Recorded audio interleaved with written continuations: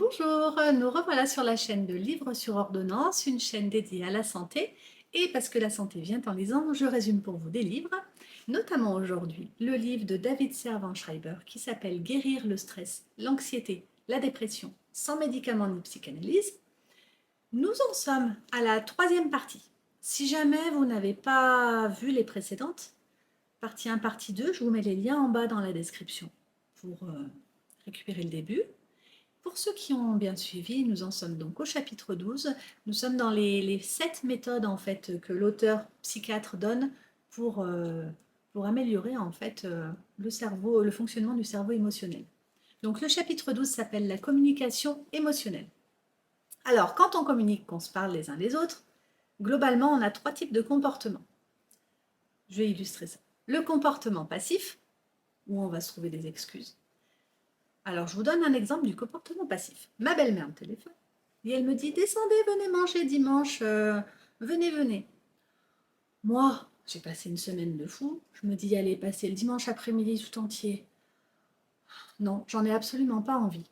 Donc, qu'est-ce que je vais faire? Je vais commencer à lui dire « Oui, mais bon, ça va être compliqué, c'est qu'il y a les devoirs, il faut préparer la semaine, je suis pas sûre. » Là, elle va sentir la faille. Que va faire ma belle-mère? Elle va insister. Si, si, si, venez, je vous ferai un gâteau au chocolat.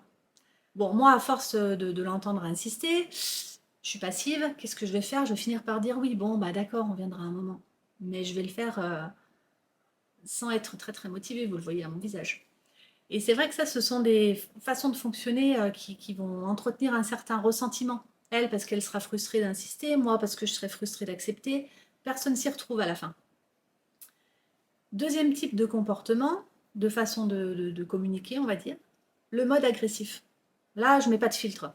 Non, mais vous croyez qu'on va venir, on peut pas passer tout notre dimanche comme ça à rien faire, c'est qu'on a des boulots, nous, et puis on a les enfants. Ah non, non, non, non, hors de question, hein, je peux pas. Donc là, moi, je serais contente parce que j'aurais dit tout ce que j'avais à dire, mais la personne en face, il y a moyen qu'elle le prenne pas très bien. Donc, sans vouloir être passif ni agressif, il existe cette troisième façon de communiquer de façon plus efficace. Ça s'appelle la communication non violente. Vous avez certainement dû en entendre parler. Certains l'appellent aussi la communication assertive. Elle est intéressante parce qu'elle permet de fixer nos propres limites et de limiter les besoins des autres en fait, sans les vexer. Alors comment ça se passe? Il y a 3 phases à retenir. La première, c'est on ne critique pas, on ne juge pas. Surtout, juste on rappelle les faits. La deuxième, on exprime ce qu'on ressent, mais avec le je. Si vous vous mettez à utiliser le pronom personnel tu, c'est direct, on tombe dans l'accusation. Donc vous dites ce que vous ressentez, mais avec le je. Et la troisième, la troisième partie de ça, c'est exprimer son espoir déçu, enfin le besoin ce qu'on aurait aimé en fait que fasse la personne. Donc 3 phases. Je vous donne un exemple de tous les jours. Je rentre d'une semaine de dingue, à 20 h le soir, les enfants n'ont pas fait les devoirs, la maison il y en a de partout, il faut faire une lessive, faire à manger, essayer de dormir quelques heures, retourner travailler le lendemain. Qu'est-ce que je vois en rentrant dans la chambre de ma fille? Il y en a de partout. Du linge sale, les cahiers de cours de partout. Mais un capharnaüm, vous vous dites, mais comment elle a fait un truc pareil? Elle a fait exprès, c'est pas possible. Là, réaction instinctive. Tu vas te dépêcher de ranger ta chambre. Hop, et ça part en conflit, toute la soirée est gâchée. Ou communication non violente. Alors ça demande de l'entraînement, mais rappel des faits. Je vois que ta chambre aurait besoin d'un petit coup de ménage. C'est objectif, on rappelle les faits, on n'est pas en train de l'accuser. En 2, on exprime ce qu'on ressent. Je t'avoue que quand je vois ce bazar, ça me stresse énormément, j'ai tellement de choses à faire, je me sens complètement dépassée. Donc là, j'explique ce que je ressens. Et 3, j'exprime le besoin. J'aurais besoin que tu puisses prendre en charge ton espace et que tu t'en occupes. Est-ce que tu te sentirais de gérer le rangement de ta chambre? Là, il y a de grandes chances que l'enfant vous dise oui, oui, oui, t'inquiète pas, je le ferai. Et ça vous évite d'être parti en conflit, ça évite que toute la soirée soit gâchée et le stress et l'ambiance compliquée à la maison. Donc on évite les critiques, on rappelle les faits, les faits, on parle avec le jeu de ce qu'on ressent et on explique ce qu'on aurait aimé. Voilà pour la communication non violente qui demande de l'entraînement, je vous le rappelle, ça ne se fait pas en un jour. Chapitre 13, écouter avec le cœur. Alors, améliorer nos capacités d'écoute, c'est important parce que ça permet en fait d'obtenir des relations plus sincères, plus chaleureuses. Ça permet aux personnes qu'on va écouter, alors de les guérir de la dépression, je ne sais pas, mais dans tous les cas de contribuer par cette qualité d'échange à vraiment les aider. Et à l'inverse, vous, quand vous avez affaire à quelqu'un qui sait vraiment vous écouter, enfin, on le ressent rarement finalement, il y a que les psys qui savent vraiment nous écouter, mais c'est une qualité d'écoute extraordinaire. Donc il y a une technique, un moyen mnémotechnique pour améliorer nos capacités d'écoute, ça s'appelle les questions de l'elfe. Ça veut rien dire, c'est juste un moyen de s'en souvenir. Donc Q, la lettre Q pour question, de l'elfe. Vous avez Q, E, L, F, E. Q pour que s'est-il passé? Voilà, comme ça, la personne peut raconter ce qui lui est arrivé. Vous écoutez 3 minutes, pas plus. Déjà 3 minutes, quand quelqu'un fait que parler, ça suffit déjà pour qu'il en ait sorti pas mal.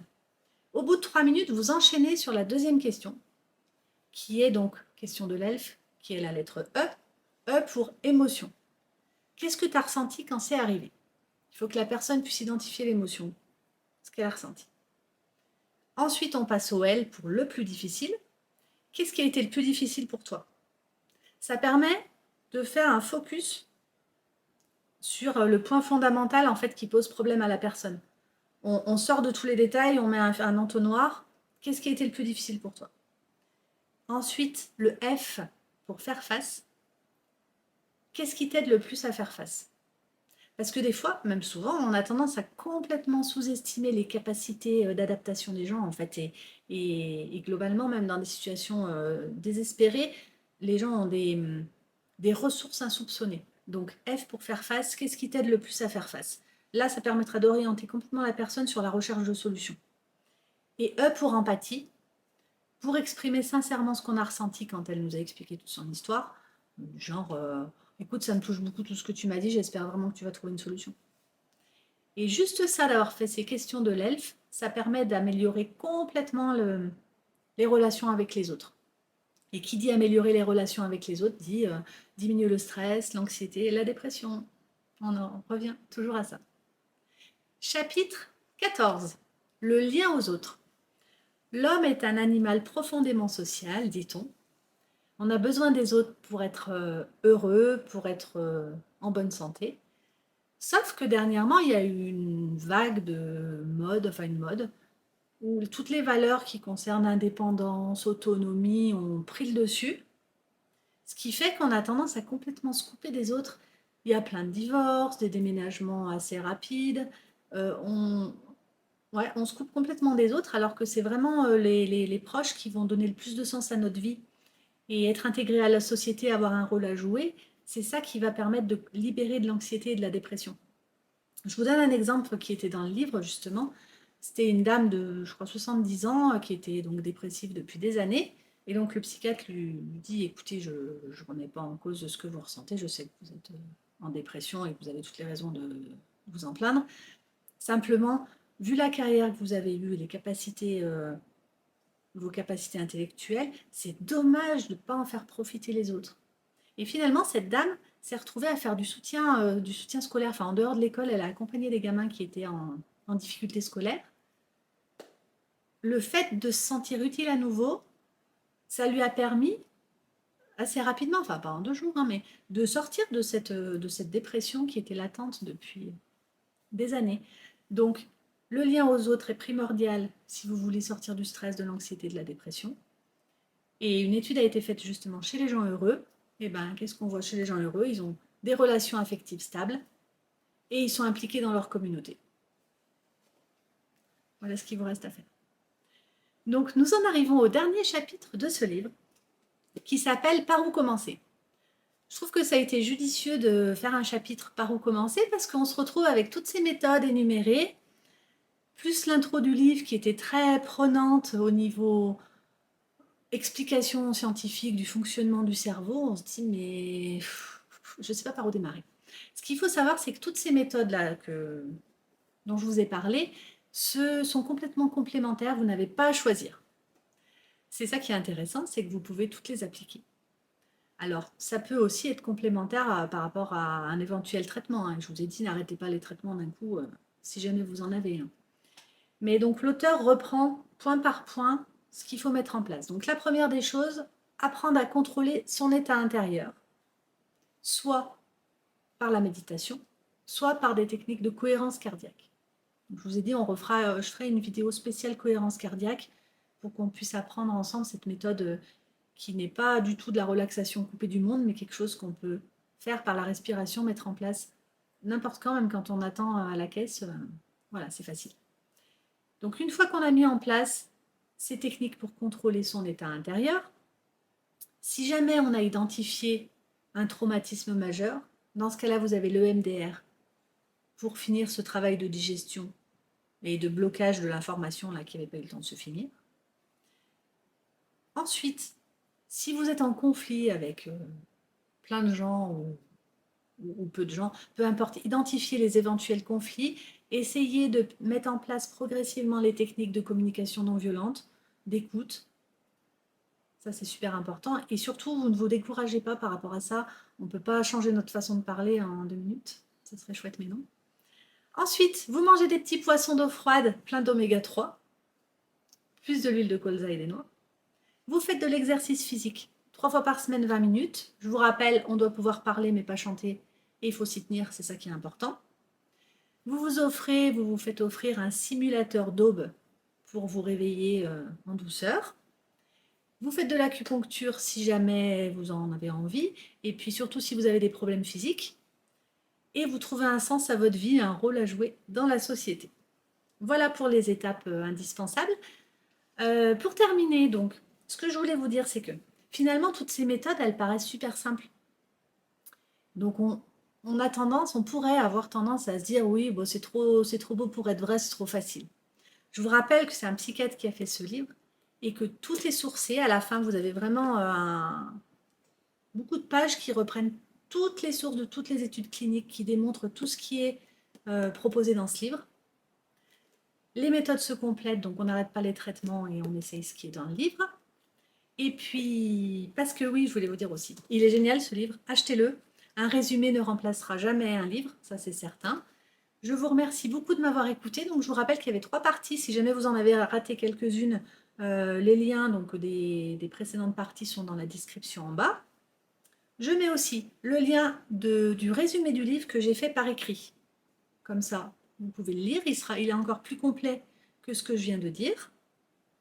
Et je vous mets aussi un lien pour un livre que j'ai écrit moi-même sur 10 étapes pour enfin réussir à changer ses habitudes. Parce que c'est pas toujours évident, on prend plein de bonnes résolutions, mais on se rend compte qu'on n'arrive pas toujours à s'y tenir et que c'est important de se faire aider, enfin de trouver une sorte de coach. Et c'est la vocation de ce livre que je vous offre, donc le lien est juste en dessous. Sur ce, je vous remercie beaucoup d'avoir écouté ces 3 vidéos. J'espère que ça vous a plu, que le sujet vous a intéressé. Je vous dis ça parce que je vais avoir tendance à amener livres sur ordonnance dans tout ce qui est psychologie, psychiatrie, parce que ça m'intéresse vraiment. N'hésitez pas à me dire vous ce que vous allez mettre en place, si cette vidéo vous a aidé, si vous l'avez aimé, vos suggestions de livres éventuels. Merci beaucoup pour votre attention. À une prochaine fois pour un prochain livre. Au revoir.